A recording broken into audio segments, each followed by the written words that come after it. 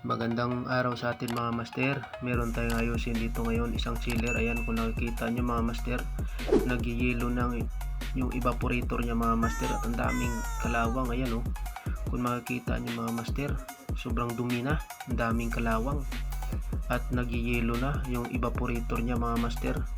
Ang gagawin natin dito mga master, i-defrost natin yan. Ayan, kung nakikita nyo itong sinasandok ko na ito mga master, kalawang naghalo at saka alikabok yan mga master, sobrang dami, nakakalang doon, nakabara doon sa drainage niya mga master, kaya hindi makababa yung tubig niya mga master.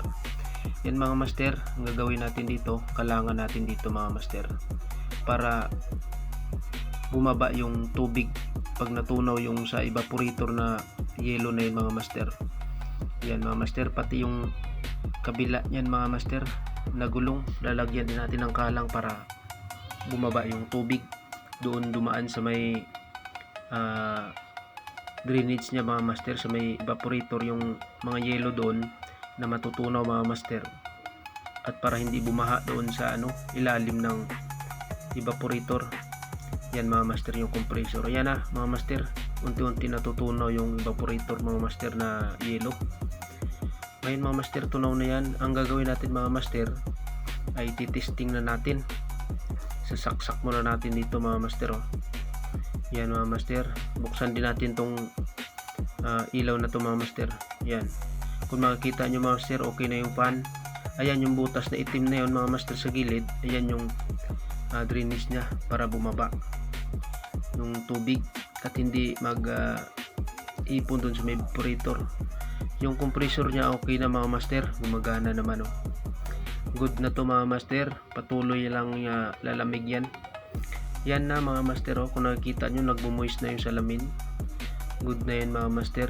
Ang gagawin natin dito mga master, ibabalik na natin yung takip nya. Yan, kakabit natin yung takip nya mga master, yung cover dun sa ilalim. Yan, kakabit natin tong screw na to. Ang screw lang dito mga master ay 3 piraso lang, kasi marami ng technician ang gumawa nito hindi nila nilagay dito sa kabila yung screw. Siguro nakalimutan o naiwan talaga yung screw nila mga master na hindi nalagyan. Bali 3 na lang yung screw dyan mga master na nakakabit, sa taas 2 at saka isa dito sa gilid sa baba. Yan mga master, na yan yung chiller. Ang dahilan yan mga master hindi na siya nagsisirculate sa loob, kasi lagayan niya ng cake kasi nilalagay niyan mga master. Hindi nagsisirculate ng lamig doon lang sa may evaporator, kaya nagyayelo yung evaporator. Ito yung mga nakuha natin mga master na dumi, nakabara doon sa may drainage mga master, naghalo na alikabok at saka kalawang mga master. Yan sobrang dami na mga master, kaya nilinis natin yan. Yan mga master, excited na yung dalawa nating bossing, ilagay na sila ng cake. Yan, shout out pala dyan kay Paul, kay Paulo at saka kay Tanggol mga master. Yan mga master, selfie muna tayo dahil goods na daw yung naayos natin mga master.